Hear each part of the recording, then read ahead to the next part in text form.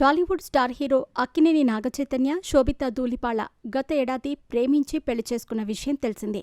ఆ తర్వాత చైతుకి తండేల్ రూపంలో బ్లాక్ బస్టర్ హిట్ పడటంతో ప్రస్తుతం ఈ సినిమా సక్సెస్తో పాటు మ్యారేజ్ లైఫ్ని కూడా ఎంజాయ్ చేస్తున్నారు.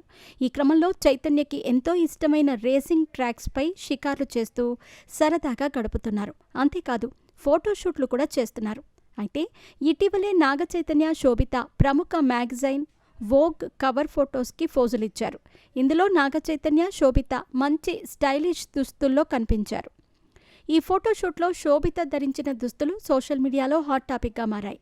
అయితే శోభిత అక్లి బ్రాండ్కి చెందిన silver colour tassel detailing slip dress ధరించింది.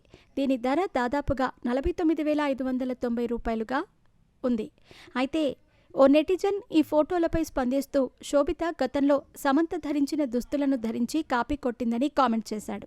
అయితే గతంలో నాగచైతన్య మాజీ భార్య స్టార్ హీరోయిన్ సమంత శోభిత డ్రెస్ని పోలి ఉన్న ఓంబ్రే హ్యూ టాజల్డ్ స్కర్ట్ని ధరించి ఫోటోలకు ఫోజులిచ్చింది. దీంతో వీరిద్దరూ ధరించిన దుస్తులు ఒకేలా ఉన్నాయని కొందరు నెటిజన్లు కామెంట్ చేస్తున్నారు. ఈ విషయం ఇలా ఉండగా నాగచైతన్య, సమంత 2017లో ప్రేమించి పెళ్లి చేసుకున్నారు.